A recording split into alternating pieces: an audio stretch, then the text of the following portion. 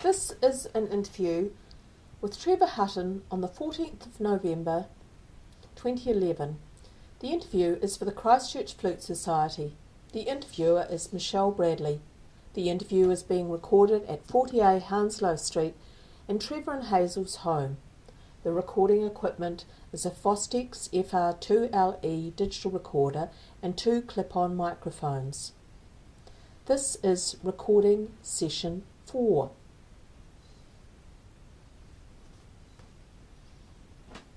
In today's session, I will just ask a couple of questions regarding the making of musical instruments that we covered in the last session, and then talk about Trevor and Hazel's move to Cuffs Road, the Christchurch Symphony Orchestra, home and family, and a bit about how Trevor spent his time since retirement.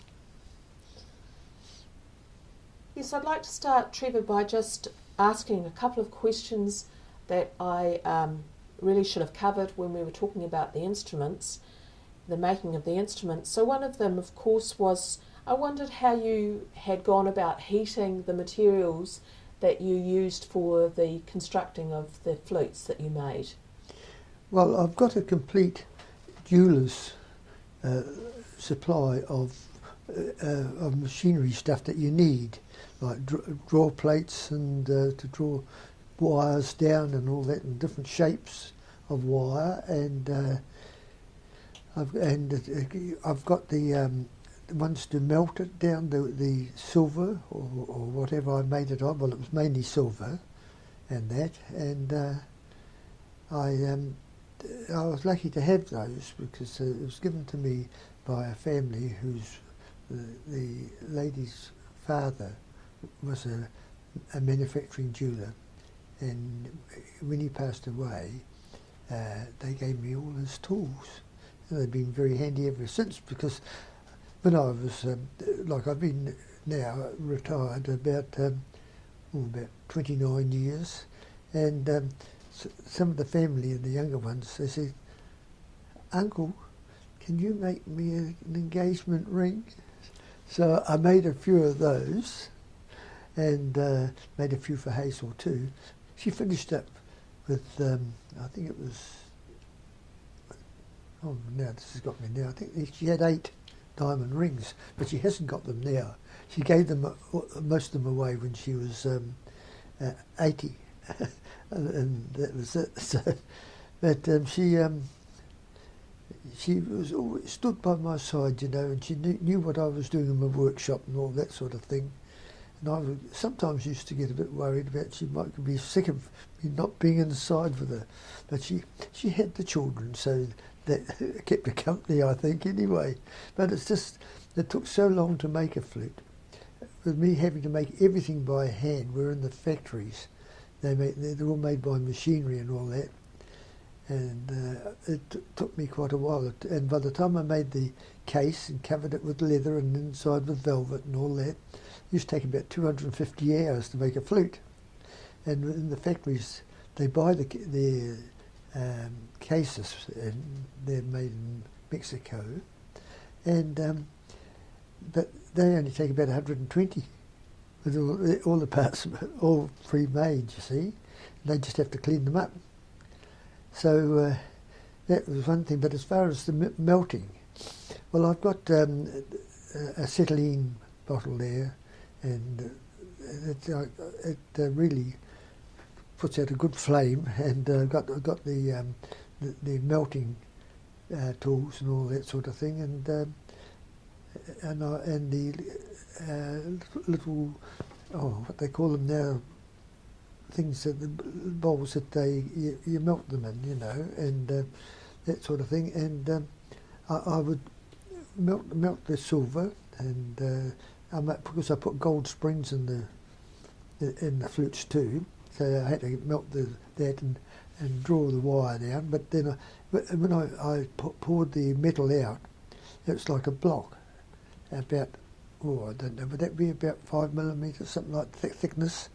And because I still work in the other measurements, and I'd got the rollers in, I'd roll it out a piece of plate or what was ever wanted, and some of my friends who've got jeweller shops in town, they got bigger rollers. Mine are hand rollers. Some have got ones electrical, and if it's a big long piece, I used to take it into their place and roll a piece out possibly about 18 inches long, and that sort of thing. And it was quite interesting, but having been trained as a manufacturing jeweller by the two of the best manufacturing jewellers in town at the time, and they bought the firm that I was working with, that's their firm, and when their boss retired, and their boss and his three brothers came out from Hatton Garden, London, where all the jewellery is made in there. So, and it was a wonderful training I got over that time. And in those days, you were, it was a 6-year apprenticeship, which is a long time. And I was working Saturday mornings as well in those days. So there's lots of hours went into it, but they were really good. And they showed me everything that was really necessary to show me and that sort of thing. I worked for them for 22 years. Then I went to Kennedy's Diamond Rings. I went for them for 11 years. Then I went to Fred Sladen and Sons for the other 11 years. So I think the whole total was about 44 years at the bench. And I thought as soon as I was 60, I was retiring, because I didn't intend to start up a shop of my own at all. I could have done that when I was out of my apprenticeship, but because of my attachment to music and out with orchestras and that sort of thing, and I know that my bosses, they had to work every night to get it out for the next day. The jewellery repairs and all that, all sorts of things we did. And I just didn't want to get tied up with the owning a store like that. And so I could play in the orchestras and all that, and other things that musical. And I was often asked out for some concert at night time to play some solos and all that sort of thing. I don't know how many times I played out at solos. It must have been hundreds in that time. But it was so enjoyable, you know. Mm. Did you ever think that there might be a prospect of you being employed as a professional musician in so much as it would provide all of your income for your family? Was that ever something that you thought might be possible? Well, that was really possible. In 1946, because about that time, I was playing in the 3YA concert orchestra, and we broadcast every Wednesday night live. No tapes like they did later, you know, and we oh yes, that's right. And while I was in the 3YA orchestra, they sent down a notice. Would some of us like to have an audition, because they're going to start the orchestra that was, I don't know, what was it, the National Orchestra in those days, and that was going to be in Wellington. And I thought, well, it might be nice to go up there anyway, but we went up there and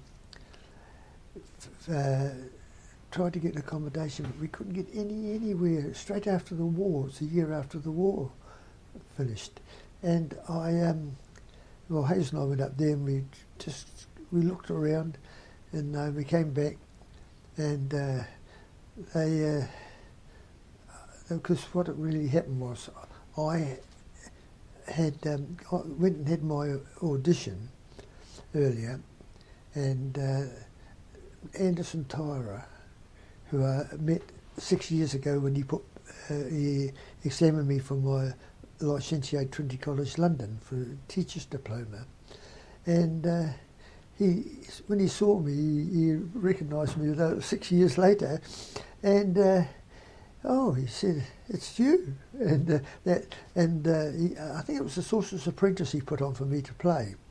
And after I'd finished, he said, you made a marvellous job of that. I said, did I? He said, yes, you did.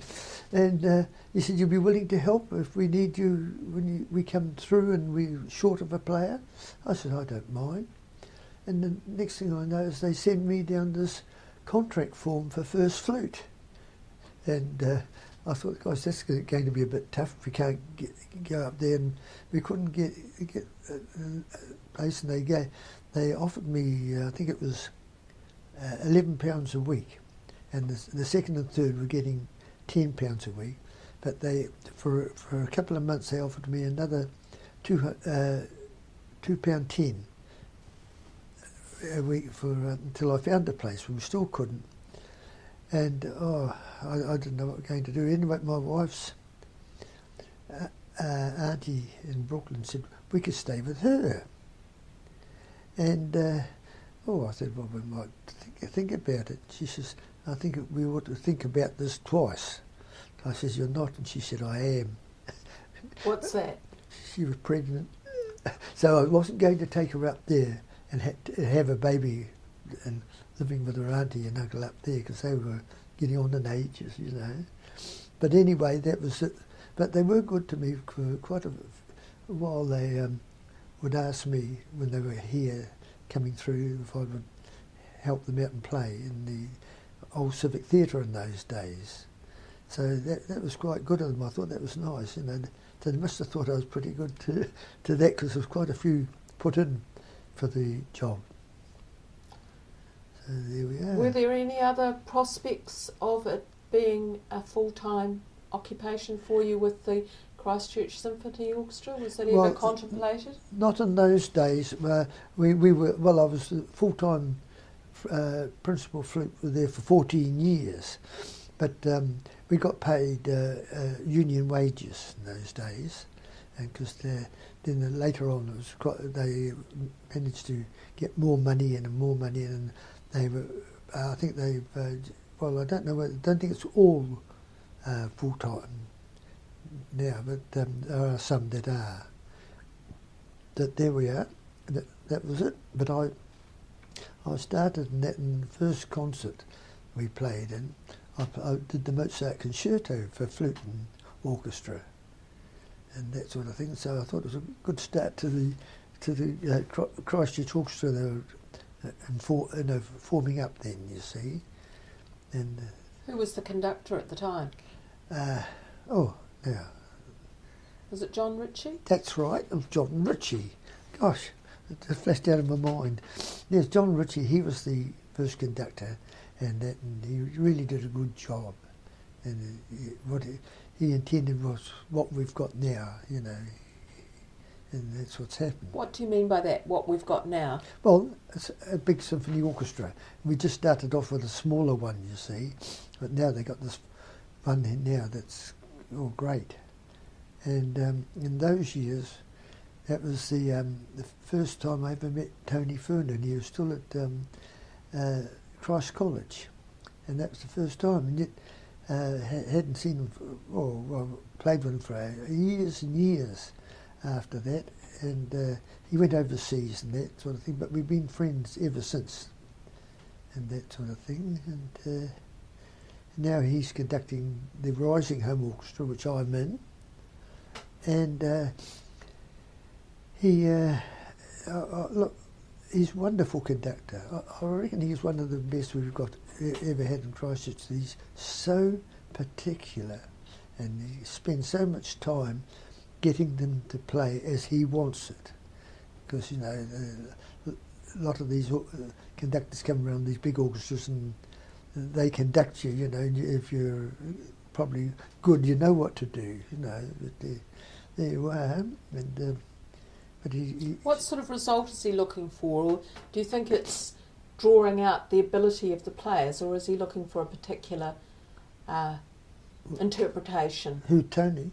Oh no, but because they're all oldies, and they wouldn't want to be taking on 60s and 70s and those ages, you know.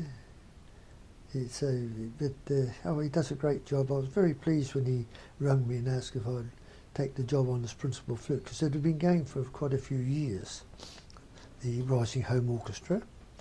So I thought in my latter days it'd be something to at least try and finish on anyway. So I'm really pleased that I'm in it, you know. They're a lovely lot of old people. And I was so surprised. I was 86 when I joined them, and I thought, oh, I'd be the oldest there. And this lovely little lady was playing away on the cello there, and making a lovely job. I thought, oh gosh, I said, I wonder how old she is. She was 92. So there you are. But, do you recall her name, the celloist? No, I forget what her name was. In my memory now, there's so many people in that orchestra. There's about 50 odd, you know, and I just sort of nod to them or something. They come up and talk to me and that sort of thing. But when you're trying to remember about 50 names, some of them I do remember because I played with them for some years, you know. Maybe we should just focus a bit more on the Christchurch Symphony Orchestra, seeing as how we've started on that. Yes. Do you recall about when you joined the Christchurch Symphony Orchestra? About 1964, I think it was. Somewhere around about there. We started up with it. Do you remember how it happened that you became involved? Well, the John Ritchie string orchestra was going, you see. Then it got to a stage where they were having to get different players in, you know, and because I wasn't doing any playing like with the radio orchestra, that finished about 1959, and there's quite a few of the players. Well, actually, I had a quintet with Bill Turner on the. I know he's in Christchurch still. He was on the French horn. Michael Shorter was on the clarinet. Now there's me on the flute, and Jack Goldsmith was on the oboe, and now the bassoon is. I'm trying to think of his name. He's been dead quite a few years now. Oh, I should have the book open here, shouldn't I? Yeah, but anyway, we had this quintet there, because they're the main ones that they had to put into it, so they asked us to play with them.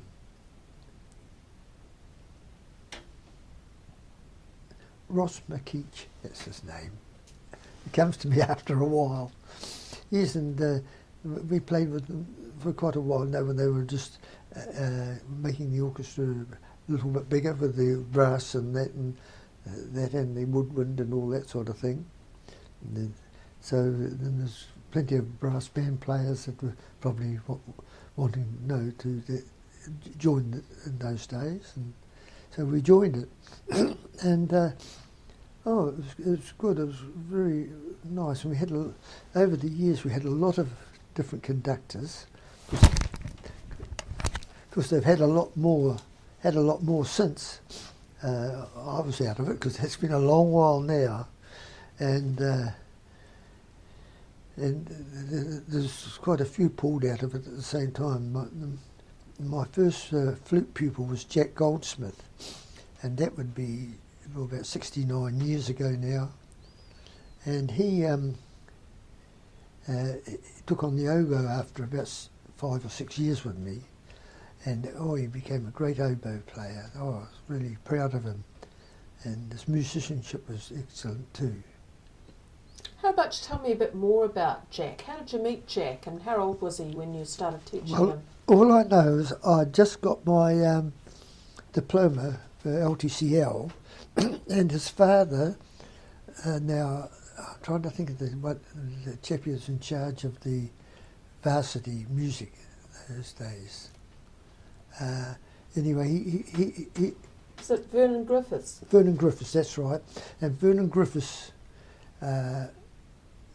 told Jack's father that to send him to me for flute lessons.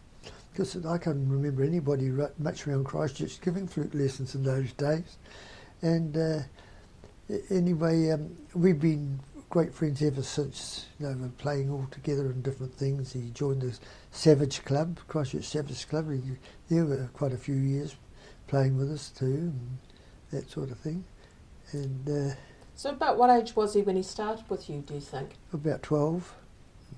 I think he'd be about 12. Does he still play music in a professional capacity? Well, I don't know whether it's what I'd call a professional one, because he's at present over in Australia, and he took his instruments that he had, his oboe and his flute, and he's playing in two different parts of up in the Sunshine Coastway. So he's playing in a band. He played the oboe, and then he's playing in an orchestra, a big orchestra. How did you find the musical demands of now being part of a large orchestra? Well, that was the only thing that was of any demand at the time, you know, because we'd have, you know, the different days of the week. We'd be, with a concert coming up, we'd have a rehearsal and all that sort of thing.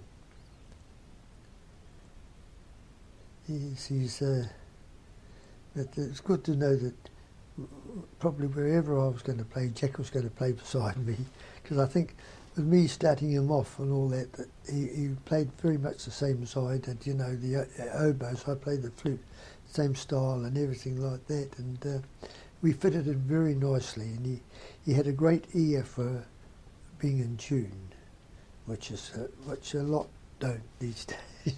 They got to have their little machines on their music stand to play to, you know, to get in tune and all that sort of thing. I read that there were a lot of commitments for the orchestra, and I guess once it's sort of settled into being a Christchurch Symphony Orchestra. Yeah. And how did you find your time split between your work as a jeweller, your family, your necessity to play not only at orchestra fixtures but also choral fixtures as well? Yes, that's right. Well, there's always plenty to do, and it worked out very well with my wife. She was been a lovely person for the 65 years of our marriage and that sort of thing, and she must have put up with a lot from me, because having to go out at night, and she was so wonderful. If I had a concert and I had put it on a dinner suit, I come home, it was all spread out and all my shoes polished and all that sort of thing on that, and the bow tie and all those all on, ready to put on. So that she did that every time for me if I had a concert to play at. It was coming home from work, and by the time I got home, so I was working till 5:30, by the time I got home, because in those days I rode a push bike, and that had my meal, then I'd go off at night, that sort of thing. Again on your bike? Well, not then. When I was in the orchestra, about that 60 odd, I was driving cars, you know, in the 60s. I started about 1949, according to the AA, when I became a member, and so that's quite a while too. And how did you find, were you late to bed and having to get up early to go to work, or was it not too bad on that?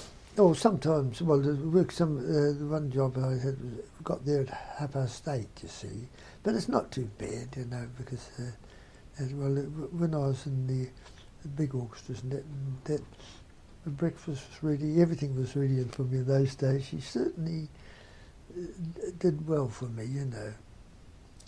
And to what degree did you take part in the care of the children? Well, we always used to go out and all that sort of thing, and like that, I never neglected them. Sunday afternoon or something, I'd take them out for a ride and all sorts of things, and that. And would you say that you shared the role of caring for the children fairly equally? Oh yes, because when I went with the children, Hazel came with me. So that's right, you know. But later in life, we did a lot of travelling around the world. And my eldest son, Graham, he went over to Vancouver. He said he'd only be there 6 months. We've been there 36 years now. So I don't think he'll be coming back here to live now. He's married a Canadian woman. But when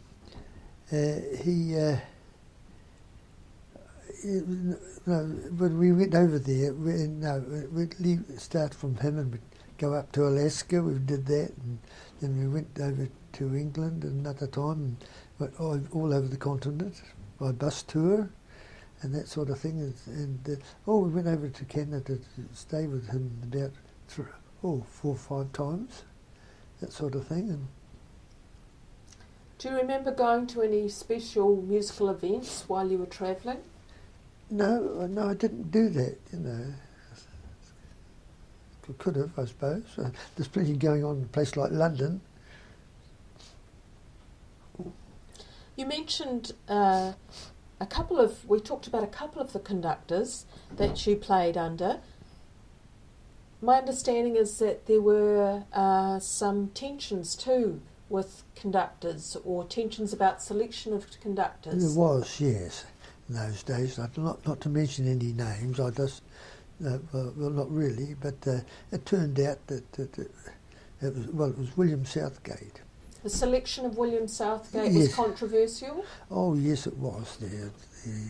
I think you could tell me a bit about your experience of that, because it's certainly been written about. Oh, yes, well, it was a certain group in the orchestra had fallen in love with him, I think.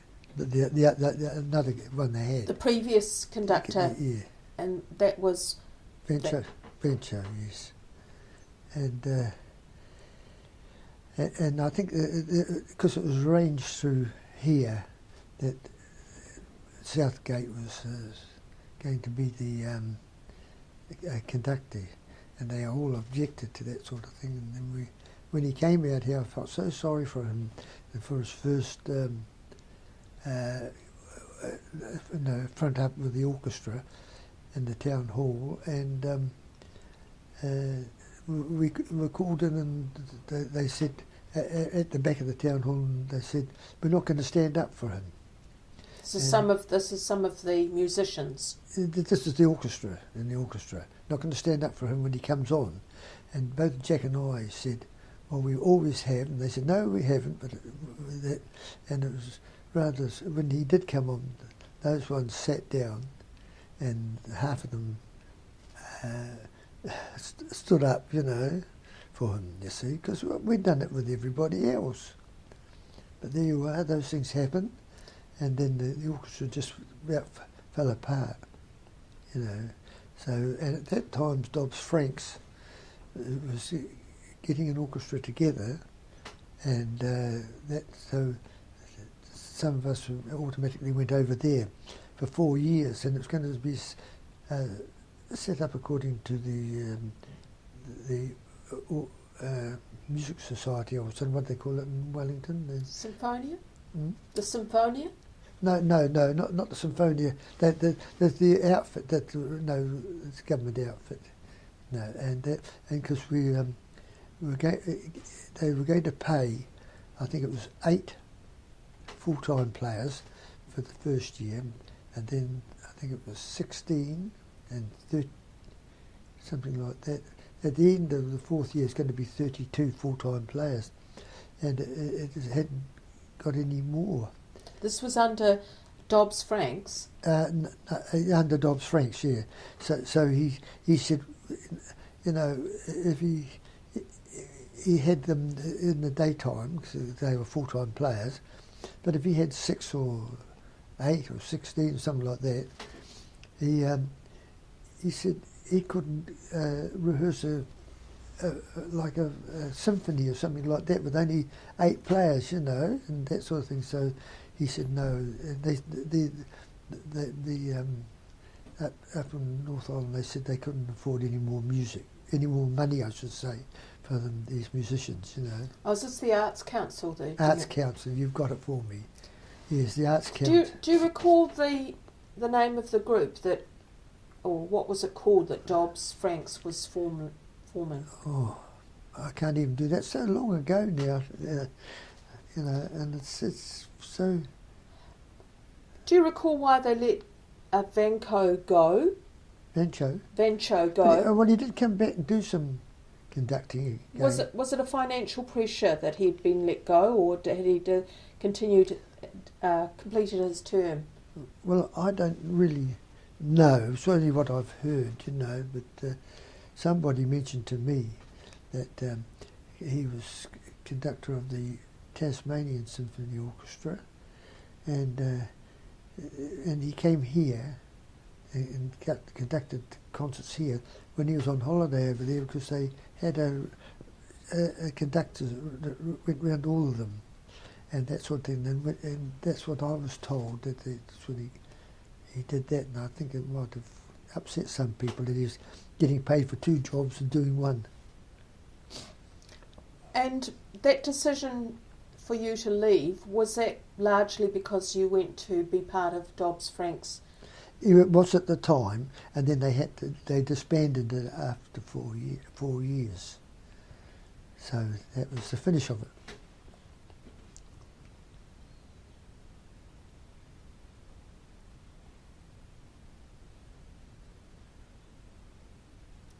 Do you recall any of the conductors being someone who you particularly liked playing under?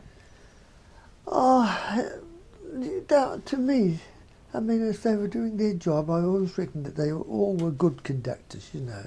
Because some people might think that this one and that one weren't too good, but there we are. But, I mean, Bill Southgate, he must have proved himself, because he often conducted the New Zealand Symphony and that sort of thing. And he's made Sir William Southgate. Now, you mentioned that you were part of the Wind Quintet in the early days, yeah, with John Ritchie. Were you part of a travelling ensemble that went around to other centres? No, we did very little concert playing with that. We might probably a couple of times, something like that, but it wasn't there. But we just used to get together to have a blow, because we had the music, we liked to play it.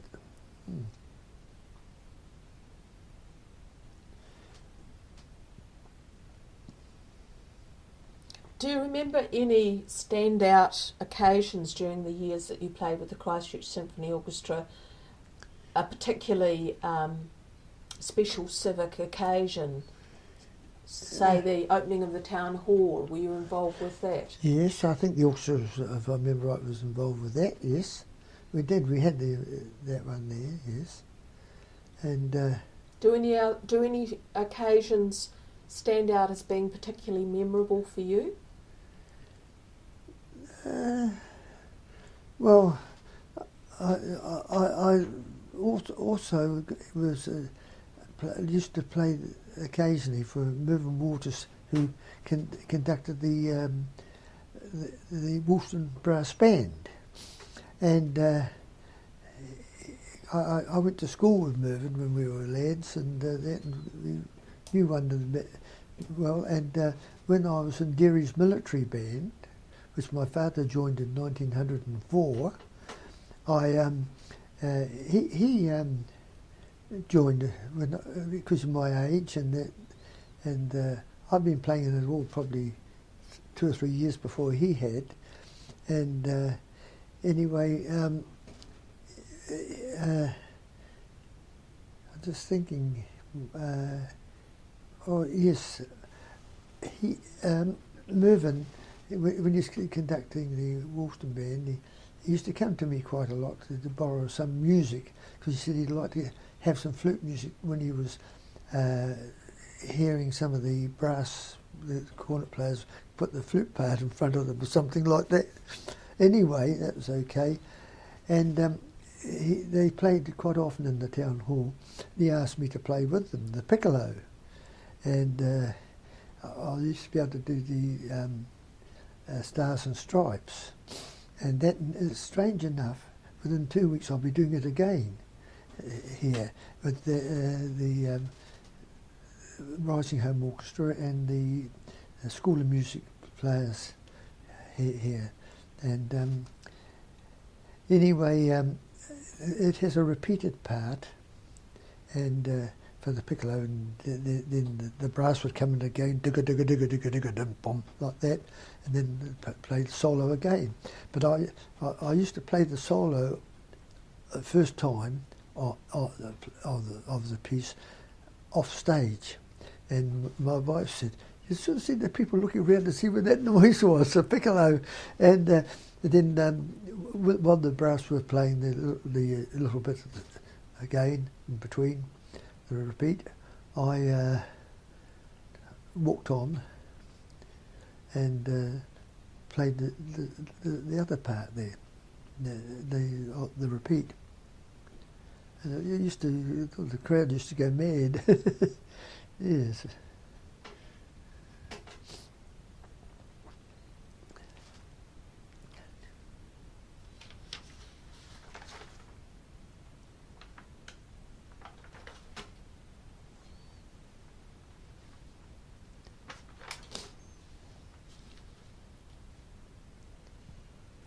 I think around the time that the development was undertaken by Dobbs Franks, that there may have been an emphasis on the orchestra members also being very involved with teaching.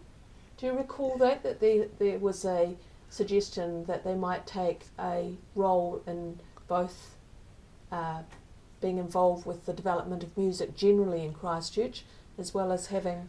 Yes, well, a lot of the orchestras had some good players, and then a lot of them were teachers, so... Was that something that you saw particular value in, that they would take the role of both, being a orchestral player and a teacher? Well, that's the thing that develops with their playing, till they get to a good standard, you see. And when I was teaching them, they were very, very good, the pupils I had, and they did practice. And I said to them, "Now I'm not going to take you on unless you practice on Saturdays and Sundays." And because they did that, and they did go right ahead. And there's one lad came down from the North Island. His father sent him down here to the university, and he wanted me to teach his son, and I said I would, and he said to me in the what was it now? Oh yes, he said to me when he came in, "I don't want to do any exams." I said, "Yes, but you'll still be playing the same sort of stuff and getting yourself up to a good standard." And he did that. And then he left when he wanted to go back home again. I never heard from him in years, and later I did, that he got into a big orchestra in southern France. So he must have got pretty good. So I was quite pleased with that. But there we are. Do you remember that student's name? No good. That I might have it written somewhere, but but I didn't have what I would call a lot of pupils at a time. No, it only might be half a dozen. No, I'd be teaching that sort of thing with them. How much practice did you put in when you had all that commitment to the Christchurch Symphony Orchestra, plus your work and coinciding with family life as well. Well, all we'd do is we'd go take the piece home, and we'd play through it until we got it up to a good standard, you know, that sort of thing. I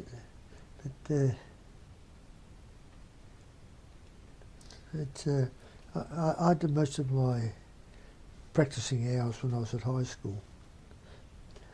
But my father, because he was the best flute player in New Zealand, and I was lucky with him. But he never stood over me, and while I was having, that he'd get me to play it, then he'd leave, go into the other room in the house and that. And if he heard it was wrong, he'd come out and show me how to do it. And he said, "Now you play it until you can do it 6 times without a mistake." And he said, "You'll never make a mistake in it again." But I used to, he was so particular and that sort of thing. And he is really wonderful. And I got into the habit of really practicing, because, I mean, I was playing in other little orchestras and all sorts of things. And when I was at high school, I was doing 2.5 hours a day, because I can honestly say we never got the homework like we should have. And I was in the practical class, and we never had a lot of homework. So it gave me time to practice. And that's where it all come from, was practicing that. And, it's hard to get them to even do some of these lessons that they get to school are only 20 minutes. And that sort of thing. And hard to even get them to do that at home, So do you think, are there people other than your father that have had a really strong influence on your development as a musician? Well, I don't know exactly about that. I mean, I've always asked to play or something like that. They wanted a player or something like that, the odd thing. But no, I don't think the conductors had much to do with it. They just conducted the orchestras and did the best they could, or the groups or something, small ones, But no, I've played under some pretty good conductors in the past over the years. Some of the English conductors that came out here too, and that sort of thing. Now, part of being in an orchestra or a band is also that you're with a group of people. Can you remember any particularly humorous events that happened during a recital, or particularly tragic events that happened during a recital? I don't know. I don't think. Sometimes when we were playing in the orchestra or something, and we might be a soloist or something like that, it got a wee bit rough at the times, but no, it was all pleasant to me anyway. Not last time I was here, but previously, it might have been last time that you played Dr. Zhivago, which was something that you told me was Hazel's favourite. Yes. So what about for you? What else? What could you say was something to be your favourites of the types of music you've played, or the? Well, I used to like the normal stuff, for flutes. You've got what is it? Well, solos, such solos like, and I used to make a good job of the Carnival of Venice with variations there. Then sonatas. I used to love playing sonatas, and the other one, what is it now? Look, memories going on me fast. I'll think of it soon. Anyway, but no, I was. I used to have a pretty wide lot that I could choose from, because I had a wonderful library of music here, and I've still got it. So I don't know what's going to happen to it, but I'll have to get rid of it sometime, and that sort of thing. But it's been terrific, Even now, I enjoy music. It's all part of my life, and I'm still playing in my flute group, which I started over 20 years ago, and it's still going, but I think I'm the only one that's anywhere near the 20-year mark in it, but some have been there just about that long. We're getting new ones popping occasionally. Tell me a bit, how did that start? Well, how did your flute group start? Oh, well, I didn't have music like I've got now, because Jack Goldsmith, he spent a lot of money on these for flute ensembles and things, and for about 8 or 9 flutes and all that. And I only had quartets at the first thing, and I had some very good pupils, some that were not learning off me, and some had their LTCL and all that, and so I asked them if they'd like. I had got 8 of them, and we'd put 2 on each part, and we started with double flute quartet and that sort of thing, and then we gradually got further and further ahead, with the different music and that sort of thing. So is that as large as the group? Is that 8? Now. Was that how big the group got? Or did it get larger? When I started, it was 8, and then we gradually got when we got some proper music and that sort of thing, and some joined my group for a while. They were here. There was an American lady. She and her husband went back. He was lecturing at the university, but she was a very, very good flute player, and she stayed with me for about 4 years, and then she went back because she didn't like to be away from her 2 sons, and it's been really an experience that I've really enjoyed the whole lot. And where has your group met over the years? Oh, well, there's about 4 or 5 of us. We'd go to my place, their place, and all that, but it's getting a bit tight now. I think it's only about 3 of us going. And how often did you meet? How often? Just once every 2 weeks. And for a couple of hours? Oh yes, we usually start at 7:30 and end about 9:15, and we put on a supper for them and that sort of thing, and they like that, and some bring something along, We have an Asian boy, Joe, and honestly, he's such a pleasant boy, and if we're going to somebody else's place, like over the other side of town, I'll take him because he lives in this area, but he always has something to give to them for a meal, whatever we had, little cakes and all that sort of stuff. So you've still got your commitment with Tony's Rising Home Orchestra. Yes. You're still going along. You still got your flute group that you started. Yes. What else is keeping your hand in these days? Well, nothing much now. I mean, I used to do a few repairs a lot, but it's not very seldom now. There's very little work on them. There might only be a bit of adjustment, and somebody comes along with with their flute, especially a lot of young ones, and these keys have got adjustment screws, and that's probably what it is. And I just adjusted it while the little kid waits, and it's funny to hear them say, "Oh, go and get Mummy, she's got her purse out in the car." And I say, "No, look, you go home and do half an hour's practice." And you ought to see them going down the drive, a smile on their face like that. I think I did more for nothing than I ever did for money.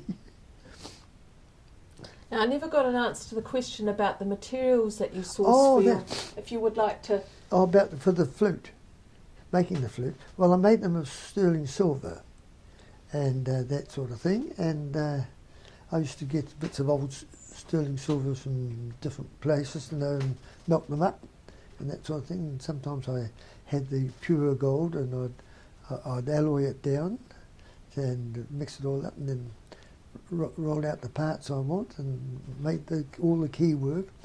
And a handmade silver flute. I think they say that there's 286 separate pieces.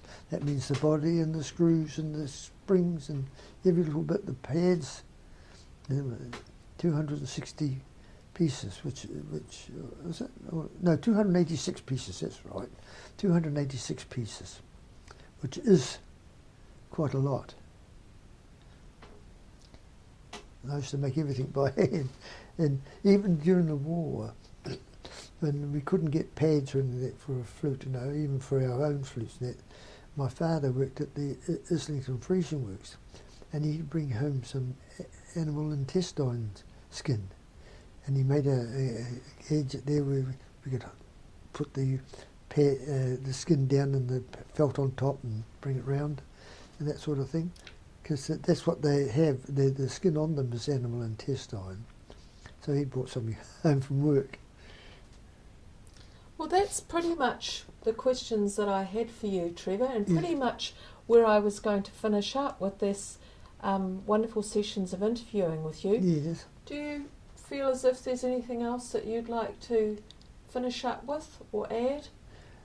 Not really. We've covered a fair bit of stuff, because there's like, when you think I've been playing the flute for 79 years now, and I haven't been mixing it up much over the last few years, but there's a lot of things that I would have played for that I've probably forgotten about.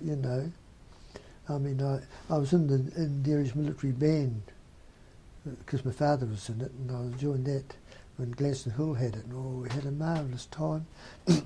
And we'd go probably over to the west coast a couple of times a year, and down to Dunedin, and often down to Timaru on the Sunday afternoon, give a concert there in the place, and that sort of thing. And they had a band rotunda down at the bay there at Timaru, and it was great, and I really enjoyed about it. And because I was very lucky, my sister Cecily, she was a very, very good pianist, and she learnt off Bessie Pollard, who was a lovely teacher. And she used to accompany me, and she'd come with my mother and father, because my father was in the band too, and we'd all go down to, say, Timaru or Dunedin and over to the coast, and the band would put on a concert at night over there, wherever we were, and also in the afternoon we played down in a rotunda or something like that, and it was really a lovely time. But in the night concerts, because that's when they had a piano there, and she'd play for me, because Gladstone Hill always wanted me to play flute solos and all that there.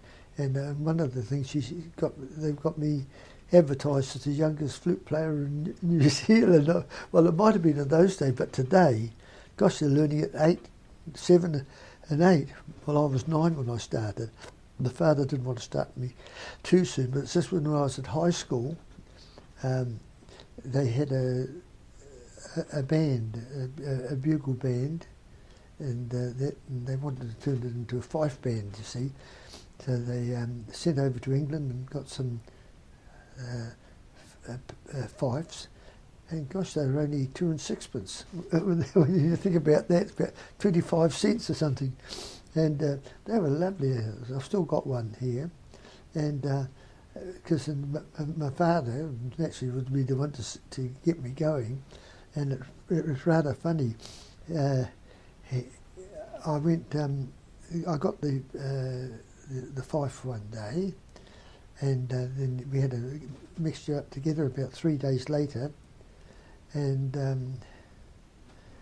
I was playing that night when I took it home, and he got me playing a scale on the flute, and when we went back, when we started up at school, and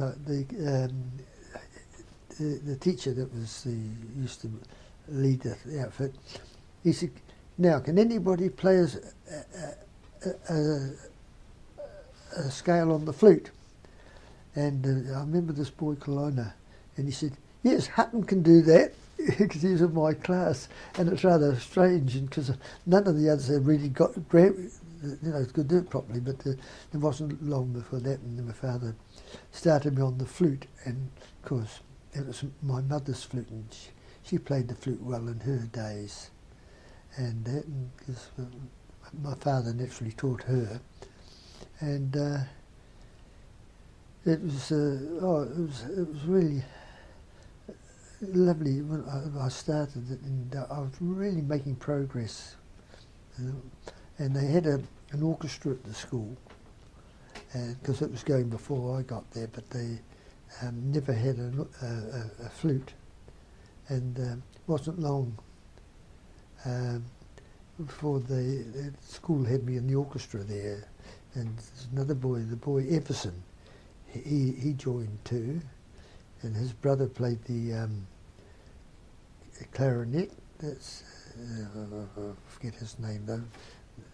And his youngest brother played the piano. So we had quite a good school orchestra in those days. We used to play in the old theatre in Kilmore Street. What was that one now?